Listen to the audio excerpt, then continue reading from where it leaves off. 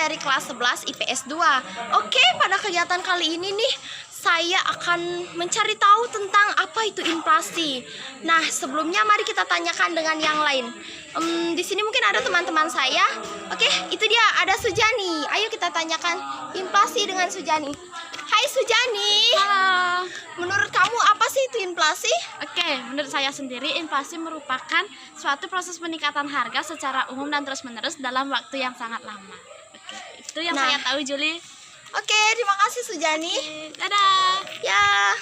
Nah, itu dia tuh udah dipaparin sama teman saya mengenai tentang inflasi. Benar sekali ya, inflasi merupakan keadaan di mana tingkat harga secara umum cenderung naik. Mengapa dikatakan secara umum?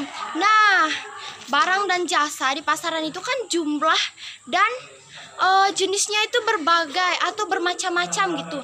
Nah, di mana sebagian besar dari barang dan jasa tersebut mengalami peningkatan atau kenaikan harga. Itulah yang menyebabkan inflasi.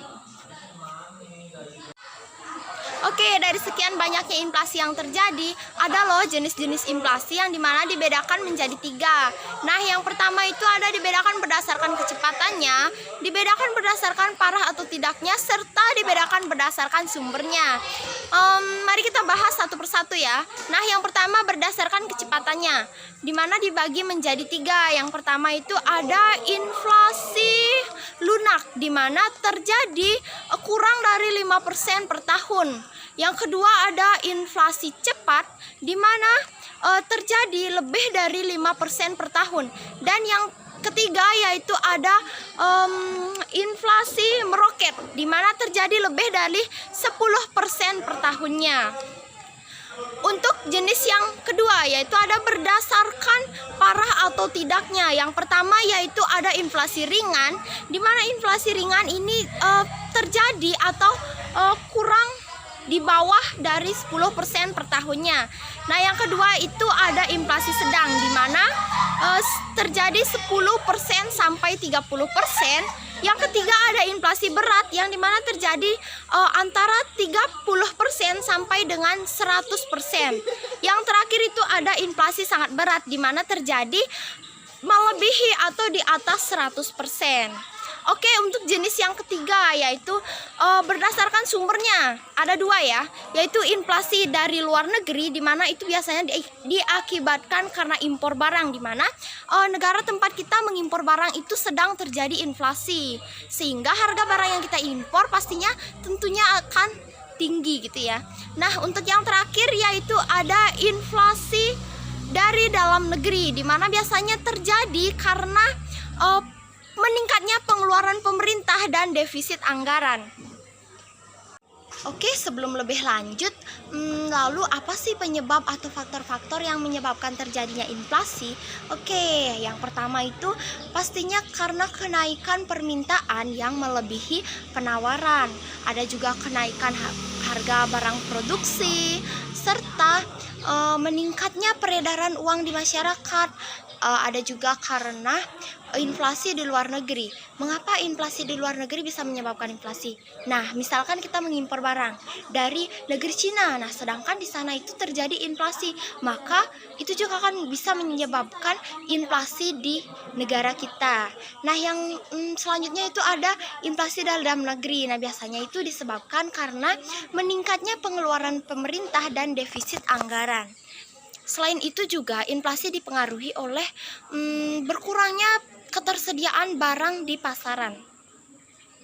Oke, karena terjadinya inflasi di suatu negara tentunya pasti akan membawa dampak bagi negara maupun masyarakatnya.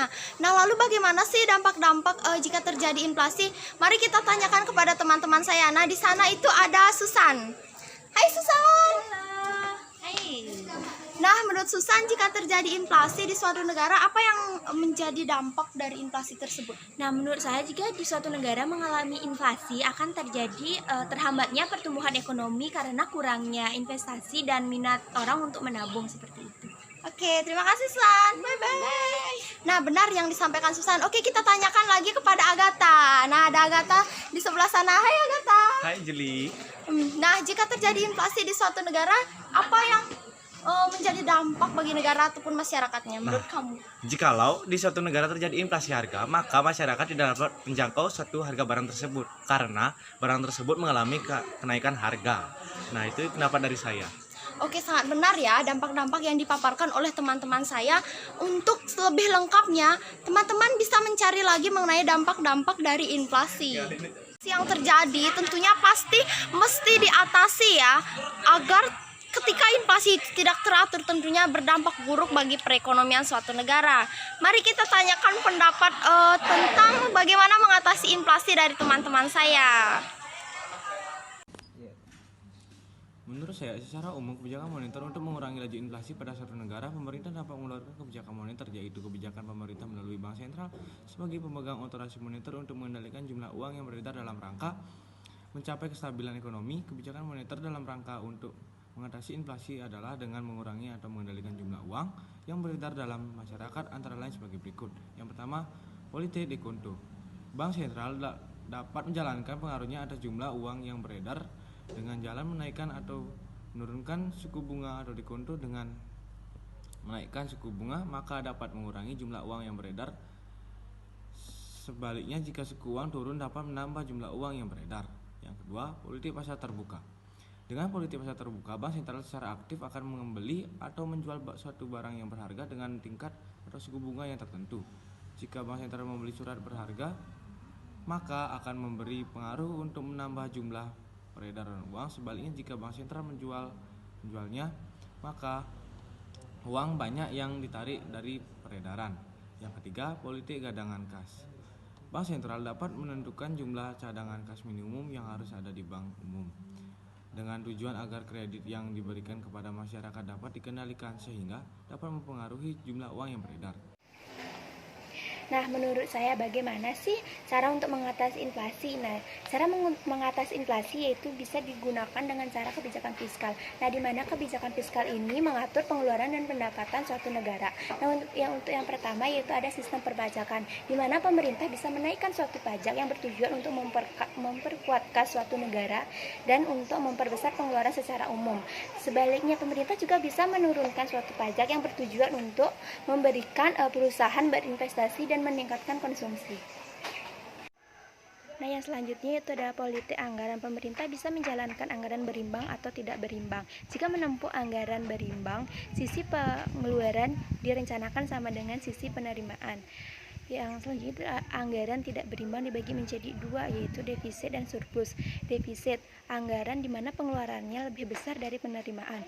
Surplus, di mana penerimaannya lebih besar dari pengeluaran. Nah, selanjutnya yaitu ada pinjaman pemerintah. Dalam kebijakan ini, pemerintah menjual surat utang negara. Kebijakan ini diambil untuk membiayai pengeluaran pemerintah dan menekan laju inflasi.